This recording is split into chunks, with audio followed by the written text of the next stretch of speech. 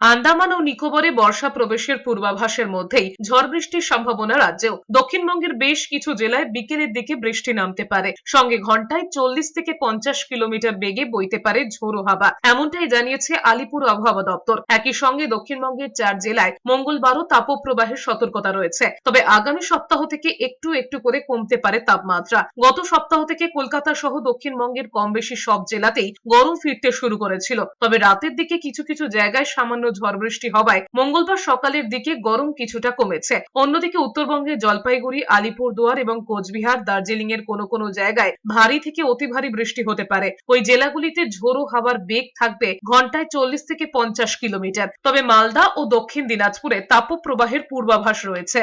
উত্তরবঙ্গের দার্জিলিং, কালিম্পং, জলপাইগুড়ি, কোচবিহার, আলিপুরদুয়ার সবকটা জেলাতেই বিক্ষিপ্তভাবে দু এক জায়গায় থান্ডারস্টর্ম উইথ লাইটনিং, তার সাথে ঝোড়ো হাওয়া 30 থেকে 40 কিলোমিটার বেগে এবং ভারী বর্ষণ হওয়ার সম্ভাবনা আছে। হলুদ সতর্কবার্তাও দেওয়া হয়েছে। উত্তরবঙ্গের বাকি যে তিনটি জেলা, ওই তিনটি জেলাতেও আপনার বিক্ষিপ্তভাবে দু এক জায়গায় থান্ডারস্টর্ম উইথ লাইটনিং 30 থেকে 40 কিলোমিটার গতিবেগে ঝোড়ো হওয়ার সম্ভাবনা রয়েছে। দক্ষিণবঙ্গের কিছু জেলাতে আগামীকাল তাপপ্রবাহের সম্ভাবনা আছে। সেই জেলাগুলি হলো বীরভূম, পশ্চিম বর্ধমান, পশ্চিম মেদিনীপুর।